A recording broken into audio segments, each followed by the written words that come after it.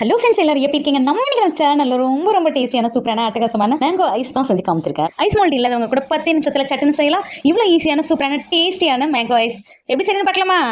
இது செய்யறதுக்கு ஒரு மிக்ஸி ஜார் எடுத்துக்கலாம். அதில் 1 கப் அளவுக்கு நல்ல மாம்பழம், நல்லா பழுத்த மாம்பழமாக கட் பண்ணி போட்டுக்கலாம். ரொம்ப இனிப்பான மாம்பழத்தை விட லைட்டாக புளிப்பாக இருந்தால் நல்லாயிருக்கும். அது போல் மாம்பழம் தான் எடுத்திருக்கேன். இப்போ இதில் சேர்த்துட்டு இதுக்கு தேவையான அளவு ஜீனி சேர்த்துக்கலாம். உங்கள் இனிப்பு சுவைக்கு தகுந்த மாதிரி ஜீனி சேர்த்துக்குங்க. 3 டேபிள் ஸ்பூன் ஜீனி சேர்த்துருக்கேன். ஒரு பிஞ்ச் உப்பு சேர்த்துக்கலாம். கொஞ்சம் ஸ்வீட்னஸ் எடுத்து கொடுக்கும், நல்லா டேஸ்ட் கொடுக்கும். ஒரு அரை தண்ணி விட்டுக்கலாம். இப்போ நைஸாக அரைச்சி எடுத்துகிட்டு வந்துடலாம். நைஸாக அரைச்சி எடுத்துகிட்டு வந்தாச்சு. இப்போ தெரியுதா பாருங்கள், இவ்வளோ திக்காக இருக்குது பாருங்கள். இந்த மாதிரி திக்காக இருக்கக்கூடாது. இது மாதிரி அரைச்சி எடுத்தால் ஐஸ் அவ்வளோ நல்லா வராது. நம்ம குச்சி ஐஸ் செய்யும் போது நல்லா தண்ணியாக அரைச்சி எடுத்துக்கிட்டோம்னா தான் ஐஸ் சூப்பராக வரும். இல்லைன்னா அவ்வளோதான் நல்லா வராது ஐஸு. அதனால இதில் 1.5 கப் தண்ணி விட்டு நல்லா தண்ணியாக நீருக்கு இருக்கணும். இந்த அளவுக்கு இப்போ நல்லா அடித்து எடுத்துக்கலாம். பாருங்கள், இது போல் நல்லா தண்ணியாக அடித்து எடுத்துக்கணும். இப்போ நல்லா அடித்து எடுத்தாச்சு. இப்போ நம்ம ஐஸ் மோல்டில் ஊற்றிக்கலாம். உங்களுக்கு மிக்ஸி ஜாரில் நல்லா நைஸாக அரைப்படலை, அங்கே குட்டி குட்டி மாம்பழ பீஸ் கிடக்கு அப்படின்னா நீங்கள் ஒரு தண்ணி வச்சு வடிகட்டிட்டு அதுக்கப்புறமா ஐஸ் மோல்டை ஊற்றிங்க. நல்லா ஐஸ் மோல்டை எடுத்து நல்லா அலசிட்டு இந்த ஈரப்பதம் இருக்கிறதோட இந்த மாம்பழ சாறை அதில் ஊற்றிடலாம். 3/4 ஊற்றினா போதும். ஐஸ் மோல்டில் மட்டும் நம்ம இந்த ஐஸ் செஞ்சு காமிக்கல.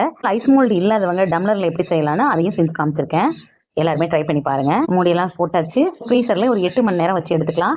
லோவாக வைக்கக்கூடாது. ஃப்ரீசரில் லோவாக வச்சா 2 நாள் ஆனாலும் ஐஸ் ஆகாது. கையில் வைங்க, இப்போ தான் 8 மணி நேரத்தில் ஐஸ் ஆகிடும். மூடியெல்லாம் போட்டாச்சு. இப்போ ஃப்ரீசரில் வச்சிடலாம். இதை ஐஸ் மோல்டு இல்லாதவங்க இந்த மாதிரி குட்டி குட்டி கிளாஸ் எடுத்துகிட்டு இந்த கிளாஸில் நம்ம அடித்து வச்சிருக்க மாம்பழச்சாறு 3/4 கிளாஸ் இருக்கிற அளவுக்கு ஊற்றி எடுத்துக்கலாம். இப்போ மாம்பழச்சாறு எல்லா கிளாஸ்லையும் ஊற்றியாச்சு. இதுக்கு மேலே ஒரு பாயிலிங் பேப்பர் இல்லைனா இந்த மாதிரி ஸ்கொயராக குட்டியாக கட் பண்ண பாலித்தீன் கவர் வச்சு ஒரு லப்பர் பேண்ட் போட்டு விட்டுடலாம்.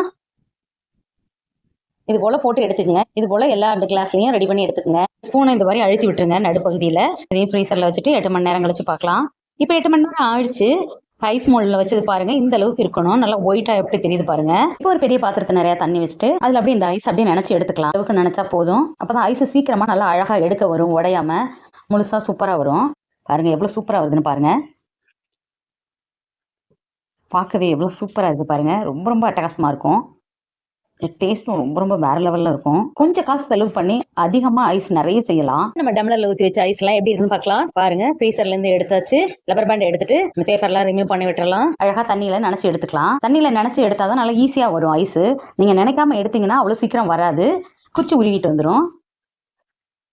பாருங்கள் எவ்வளோ சூப்பராக அட்டகாசமாக வந்திருக்குன்னு.